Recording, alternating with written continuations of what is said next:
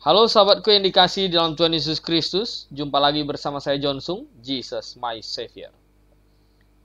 Sahabatku yang dikasihi dalam Tuhan, banyak yang bertanya kepada saya, Pak John Sung, bagaimana tanggapan Bapak mengenai video-video khotbah-khotbah yang terus berbicara mengenai berkat-berkat, persembahan, perpuluhan, intinya materi, jasmani, dan duniawi. Terus itu yang dikhotbahkan. Sehingga jemaat kadang jenuh, Pak. Saya pergi ke gereja, dikhotbahkan itu melulu. Uang melulu, katanya. Sampai kalau mau kasih persembahan pun harus diangkat pakai amplop tangan. Oh, Tuhan berkat, katanya. Begini. Jadi, ini bagaimana Pak Jonsung? Kan? Nah, sebelum saya tanggapi ini video, ya, kita dengarkan dulu ini. Satu ibu ini dia khotbah, ya. Dan sebenarnya udah salah kalau ibu-ibu itu kalau jadi pastor itu udah salah. Di mana ada Alkitab mengatakan perempuan itu boleh jadi pastor? Ya, syarat penilik jemaat itu adalah suami dari satu istri, ya, kepala keluarga yang baik. Ini udah salah kalau banyak sekarang istilah perempuan pastor gitu udah salah, ya. Tidak ada di Alkitab pastor perempuan. Nah, sekarang kita kembali ke topiknya, yaitu mengenai apa yang dia bicarakan ini. Coba. Sungguh, perkatakan berkat, deklarasikan yang baik. Oh, waktu kau rasanya sakit, bilang aja, aku sembuh Tuhan, sembuh Tuhan, dalam nama Tuhan Yesus. Nah, saudara yang kasih di dalam Tuhan, kalau kita minta sesuatu sama Tuhan, pencipta langit dan bumi, bolehkah kita gayanya itu mengklaim Tuhan seolah-olah itu menuntut begitu? Kalau kamu punya anak saja, minta samamu itu dengan menuntut gitu, memaksa, itu mesti ditempeleng, mesti dikasih pengajaran itu. Tidak sopan, gitu loh. Kita itu bukan mengklaim Tuhan. Apa hak kita untuk klaim Tuhan? Apa hak kita sebagai manusia berdosa yang seharusnya kita ini dibinasakan? Tapi karena kasih-Nya, Dia telah datang menyelamatkan kita, dihukumkan di kayu salib bagi dosa-dosa kita, mengalami maut, menderita demi dosa-dosa kita. Ya.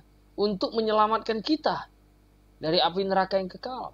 Sehingga kita percaya kepadanya, kita beroleh hidup yang kekal. Itu dulu, gitu. Kasih Tuhan udah begitu besar. Bolehkah kita sebagai orang percaya, anaknya, menuntut berkat terus sama Tuhan? Berkat apa yang kamu mau sebenarnya? Apakah kurang selama ini? Lihat gaya pakaianmu, rambutmu, anting-antingmu, cincinmu. Apakah kurang gitu loh? Bagaimana kita sebagai anak Tuhan minta sesuatu sama Tuhan? Ya. Maka seandainya sakit dan Tuhan izinkan sakit itu terjadi dalam tubuh kita, ya, menjadi ujian bagi iman kita, kita terima. Rasul Paulus saja, ya, berapa kali dia berdoa minta disembuhkan oleh Tuhan. Tuhan bilang, cukuplah kasih karuniaku kepadamu. Bukan dia nuntut Tuhan, sembuh, dalam nama itu sembuh, berkat. Jadi otaknya itu sebenarnya adalah sudah salah. Nah, coba kalau kita lihat di dalam Alkitab ini, saya kasih lihat dulu Alkitab, ya. Bagaimana sebenarnya penjelasan Alkitab ini? Di dalam Roma pasal 16 ayat 18 ini bunyinya gini. Sebab itu hindarilah mereka. Sebab orang-orang demikian tidak melayani Kristus, Tuhan kita, tetapi melayani perut mereka sendiri. Dan dengan kata-kata mereka yang muluk-muluk dan bahasa mereka yang manis, mereka menipu orang-orang yang tulus hatinya. Saya tahu banyak orang yang tulus hatinya datang ke gereja. Tapi kena dengar khotbah yang tiap hari didengungkan berkat-berkat, jasmani, materi, duniawi akan dicurahkan berkali-kali lipat apa segala macam. Ini tidak benar. Gitu loh. Tuhan tahu apa yang kita butuhkan. Dia akan mencukupi kita. Kita bukan menuntut mengklaim Dia. Menuntut Dia. Siapa hak kita untuk menuntut Tuhan? Ini bukan begitu caranya. Ya, coba dengarkan lagi. Diberkati Tuhan, rasanya aduh, ini keuangan ini bunda susah. Ngomong aja, aku orang yang diberkati Tuhan. Nah, uang lagi. Di gereja ngomong uang lagi. Orang yang lahir baru, kalau orang yang mengasihi Tuhan, yang dia sudah sanggup menghayati, ya, bahwa Tuhan Yesus telah mengasihinya, menyerahkan nyawanya, dihukumkan bagi dosa-dosanya, dia otomatis akan mengasihi Tuhan. Tidak perlu yang dikhotbahkan tuh uang-uang melulu, berkat-berkat melulu. Jadi narik orang ke gereja ini untuk supaya dapat berkat rohani atau berkat jasmani, uang-uang melulu gitu loh. Makanya saya aneh banyak gereja-gereja kekristenan hari ini itu menjadi batu sandungan justru bagi banyak orang. Nah, coba kita dengarkan lagi. Aku diberkati Tuhan, aku diberkati Tuhan, aku dipakai Tuhan, keluargaku dipakai Tuhan. Kami semua menjadi messenger of the church Pentecost. Tuhan berkati kami berlimpah-limpah. Tuhan urapi kami berlimpah-limpah. Berkati berlimpah-limpah, urapi kami limpah. Gimana ada istilah Tuhan ngurapin kita berlimpah itu gimana? Diurapi pakai apa? Pakai minyak? Gimana ada istilahnya? Ya. Aduh, saya benar-benar aneh gitu loh. Mengurapi berlimpah-limpah, apanya yang berlimpah-limpah? Yang kamu mau itu apa yang kurang sebenarnya, Bu? Dalam dirimu itu apa yang kurang? Ya, urapi dengan berlimpah-limpah, urapi dengan ya third Pentecost. Pentakosta ketiga di mana sih istilah dalam Alkitab itu ada Pentakosta ketiga? Coba carikan, saya buka ayatnya. Di Alkitab di mana? Ini sembarangan ngomong, ya. Yang tidak ada dalam dasar sama Alkitab, semuanya dilanggar, gitu loh. Saya bingung sekali loh sama ya kekristenan sebegini. Lalu orang bilang, Pak Jonsung, tapi kan jemaatnya banyak. Yang datang kepadanya itu, ya, itu tertipu tadi oleh muluk-muluk, perkataan yang muluk-muluk dan manis-manis. Hanya datang untuk bukan cari Tuhan mau bertobat, tapi untuk cari berkat-berkat, uang-uang. Jadi datang ibarat kayak mau orang motivator-motivator yang ngiming-ngimingin orang. Enggak bener gitu loh. Ya. Nah, coba kita lihat lagi. Dengan dahsyat, karena ini tahun P Alef, perkatakan yang sesuai firman Tuhan. Nah, di mana sesuai firman Tuhan, Bu? Coba ayatnya di mana sesuai? Third Pentecost, P Alef kata di mana itu ayatnya? Third Pentecost itu di mana? Urapi kita berlimpah-limpah itu di mana? Apanya yang berlimpah yang kita mau? Nanti saya bukakan ayatnya, tapi kita lihatkan lagi. Kedua, pasti diberkati. Kalau engkau membayar Nah, ini lagi bapak tua sih. Ini nih. Dia ngaku dia pendeta. Padahal ini saya sih nggak usah ngomong lah namanya lah ya. Dia ini pernah kasus ini. Ya. Tapi dia ngancam ini, lihat. Gayanya suruh orang beri persembahan itu per sebulan itu ngancam, coba deh. Bulan 6 bulan kok nggak diberkati, lapor saya. Saya robek ini Alkitab. Atau dia ngomong apa? Kalau Anda beri persepuluhan, nah kita ulang deh ya, biar jelas gitu loh. Nah, biar jelas. Ya. Ya Anda dengar. Ini gila juga. Ya. mari saudara angkat kedua. Pasti diberkati. Kalau engkau membayar per bulan 6 bulan kok nggak diberkati, lapor saya. Saya robek ini Alkitab. Saya berhenti jadi pendeta. Anda bisa bayangkan dia bisa ngomong seperti itu, ya. Jadi Anda beri per bulan, 6 bulan tidak diberkati, cari dia robek Alkitab. Apa hubungannya, Bos? Jadi tujuanmu memberi persembahan perpuluhan itu supaya dapat berkat. Berarti motivasimu salah. Memberi kepada Tuhan itu bukan kayak main judi. Bukan mau dapat langsung balasan. Motivasi memberi itu bukan begitu. Aduh, saya bilang kacau ini, banyak pendeta yang seperti gini. Coba kalau kita lihat Filipi ya. Filipi, nah, ini ayat dalam Alkitab ini kita buka ayat aja. Beberapa ayat saya showkan kepada Anda ya. Filipi 3 ayat 19.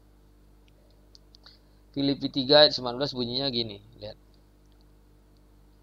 Kesudahan mereka ialah kebinasaan, Tuhan mereka ialah perut mereka, kemuliaan mereka ialah aib mereka.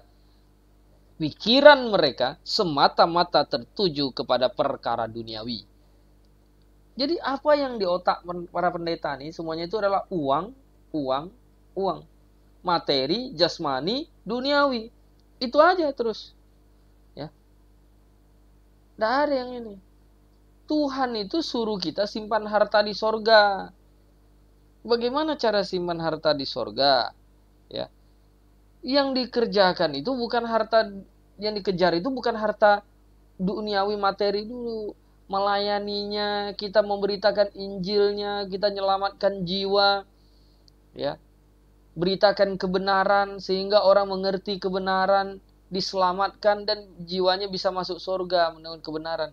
Kalau yang setiap hari datang ke gereja hanya dibicarakan dengan duit-duit mulu, ini bagaimana gitu loh. Ya. Enggak boleh begitu, ya. Bagaimana sih dasar pemberian? Nah, kalau kita lihat di dalam Alkitab, memberi kepada Tuhan itu, ya, bukan pakai dasar, oh nanti kita akan diberkati, kalau enggak berkati saya, cari saya apa. Bukan dasar kita memberi itu karena kasih, bukan untuk karena dapatkan balasan yang berlimpah-limpah. Nah, ya. Jadi gimana ya? Ini pendeta-pendeta ini enggak baca atau gimana ya? Nah, kalau dasarnya itu di sini, lihat dasarnya ini. Camkanlah ini. Ya. Orang yang menabur sedikit akan menuai sedikit juga.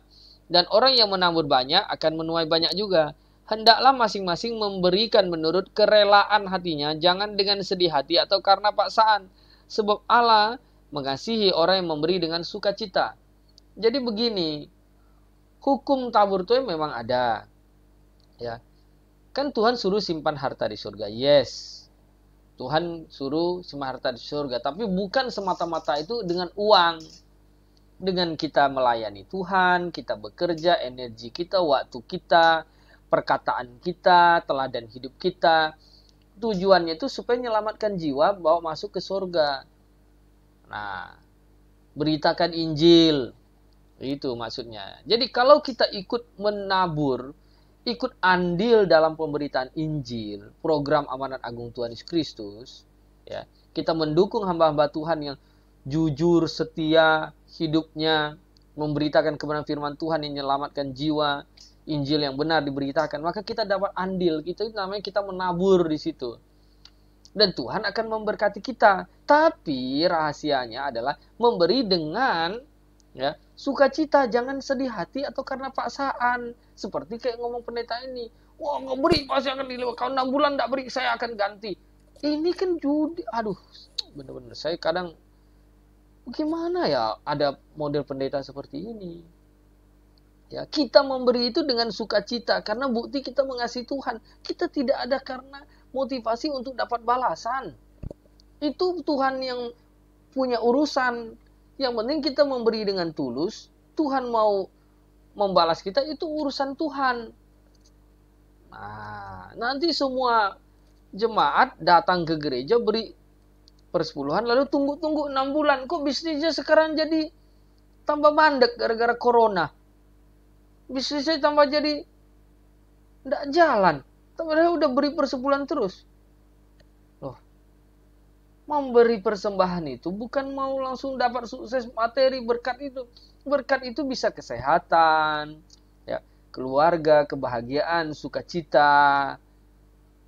Nah, sahabatku yang dikasih di dalam Tuhan, ya. Kadang-kadang saya melihat mereka ini, ya. Semuanya itu tertuju kepada perkara-perkara ini, duniawi. Nah, kalau di dalam 1 Petrus ini, Anda baca ini di sini nih. Ya, 1 Petrus 3:4 ini. Tetapi perhiasanmu ialah manusia batiniah yang tersembunyi dengan perhiasan yang tidak binasa, yang berasal dari roh yang lemah lembut, tentram, yang sangat berharga di mata Allah. Jadi perhiasan kita itu sebenarnya itu adalah bukan yang dunia jasmani materi, bukan itu yang diandalkan, yang ditonjolkan terus. Tapi batiniah kita. Nah, sahabatku yang dikasihi dalam Tuhan, Anda harus hati-hati terhadap pendeta-pendeta demikian. Justru dengan bahasa yang manis-manis mulu-mulu, dia menipu banyak orang. Gitu loh. Sehingga, coba lihat tren gaya hidup. Lihat di Instagram pastor style itu. Wah, bagaimana seorang pastor, gembala bisa, pendeta bisa rela pakai barang-barang branded semuanya. Yang sekali jalan itu berapa ratus juta itu yang dia pakai. Ya untuk apa? Kalau kita disuruh simpan harta di surga, ya kita pakai itu untuk apa? Sama aja. Pakai baju berapapun sama aja. Gitu loh. Nah, justru kalau misalnya saya mau dikasih pakai jam tangan Rolex yang baik, janganlah. Untuk apa gitu loh. Nggak cocok saya pakai seperti itu. Bukan kita mau show. Oh ini tanda diberkati Tuhan. Bukan itu. Tuhan Yesus hidupnya aja memberikan contoh keteladanan yang sederhana. Rasul-rasul semuanya ya hidup sederhana. Bagaimana sekarang pendeta-pendeta penipu-penipu itu mau gaya hidup mewah-mewah lalu berkata ini berkat Tuhan, Tuhan kita raja, dia pasti kaya. Wah, kalau Tuhan raja, Tuhan kaya, ya itu nanti di kerajaan 1000 tahun Tuhan Yesus lahir di bumi, hidup menderita, bahkan berkata apa? Ya. Serigala mempunyai liangnya. Burung mempunyai sarangnya, tapi anak manusia tidak ada tempat untuk meletakkan kepalanya. Maka sama mengembara jalan keliling beritakan Injil. Rasul Paulus bekerja dengan tangannya. Ya. Berapa kali dia kelaparan, berapa kali dia mengalami ya kesulitan hidup, kemiskinan. Dan akhirnya mati martir, dipenggal kepalanya. Apa lalu mereka kita bilang gagal, tidak sukses gitu hidupnya. Ini konyol, sudah berbeda jauh dengan apa yang ada di dalam ya Alkitab. Jadi para pendeta bertobatlah. Dan para pendengar yang kalau Anda masih pergi ke gereja itu tinggalkan, jangan dukung yang seperti itu. Ya. Persembahan persepuluhan itu bukan milik pendeta. Itu milik Tuhan, kembalikan kepada Tuhan.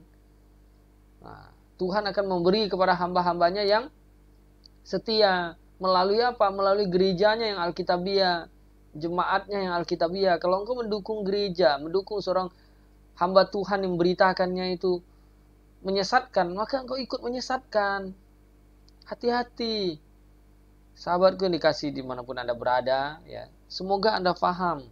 Saya membuat video ini bukan sama sekali ada rasa benci atau iri, ya. Tetapi ini demi kebenaran agar Anda kembali kepada aturan Alkitab gitu loh. Ya, kita memberi karena ya, kasih, bukan karena mau dapat berkali-kali lipat motivasinya, tujuannya beda ya. Jadi sahabatku dimanapun Anda berada, waspadalah ya. Tetap setia kepada Tuhan Yesus Kristus, jadikan Alkitab sebagai fondasi imanmu, dan Yesus satu-satu juru selamat. Bersama saya John Sung, Jesus my Savior.